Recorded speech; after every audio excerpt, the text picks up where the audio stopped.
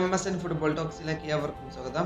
ബാഴ്സലോണയിലേക്ക് പോകാൻ ആഗ്രഹിച്ച് Marcus Rashford. പക്ഷേ നീക്കം എളുപ്പമല്ല.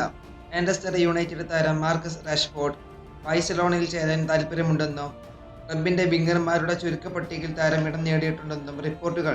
എന്നാൽ നിലവിലെ സാഹചര്യത്തിൽ ഈ നീക്കം അസാധ്യമാണെന്ന് സ്പാനിഷ് മാധ്യമങ്ങൾ ഇപ്പോൾ റിപ്പോർട്ട് ചെയ്യുന്നു. മാഞ്ചസ്റ്റർ യുണൈറ്റഡ് റാഷ്ഫോർഡിന് വേണ്ടി 48 മില്യൺ യൂറോയാണ് വിലയിട്ടിരിക്കുന്നത്. ഈ തുക ഒരു പക്ഷേ ബാഴ്സലോണയ്ക്ക് താങ്ങാൻ കഴിയും. പക്ഷേ താരത്തിന്റെ ഉയർന്ന സാലറി കാരണം ബാഴ്സയുടെ നിലവിലെ സാലറി ക്യാപ്പ് നിയമങ്ങൾ പ്രകാരം ഈ കൈമാറ്റം പ്രയാസകരമാകും. ബാഴ്സലോണയുടെ സാമ്പത്തിക സ്ഥിതിയും ലാലിഗയുടെ കർശനമായ വേതന നിയമങ്ങളും കാരണം പല താരങ്ങളെയും സ്വന്തമാക്കുന്നതിൽ അവർക്ക് പരിമിതികളുണ്ട്. റാഷ്ഫോർഡിന്റെ സാലറി ഈ പരിധിക്ക് അപ്പുറമായതിനാൽ ഈ ട്രാൻസ്ഫർ നിലവിൽ നടക്കാനില്ലെന്നാണ് ഇപ്പോൾ ഫുട്ബോൾ ലോകത്തെ സംസാരം. അതുപോലെ തന്നെ റൂബൻ അമോറിം മാഞ്ചസ്റ്റർ യുണൈറ്റഡിന്റെ പരിശീലകനായി വന്നതിന് ശേഷം റാഷ്ഫോർഡിന് മാഞ്ചസ്റ്റർ ക്ലബ്ബിൽ ഭാവിയില്ല എന്ന് ഉറപ്പാണ്. പ്രീമിയർ ലീഗിലെ മറ്റ് ക്ലബ്ബുകളും സൗദി പ്രോ ലീഗിലെ മറ്റ് ക്ലബ്ബുകളും റാഷ്ഫോർഡിനെ സ്വന്തമാക്കാൻ ഇപ്പോൾ ശ്രമിക്കുന്നുണ്ട്.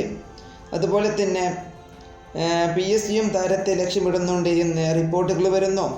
ഈ വീഡിയോ ഇവിടെ അവസാനിപ്പിക്കുന്നു. ഫുട്ബോൾ ലോകത്തെ കൂടുതൽ വിശേഷങ്ങളുമായി അടുത്ത വീഡിയോയിൽ വീണ്ടും കാണാം.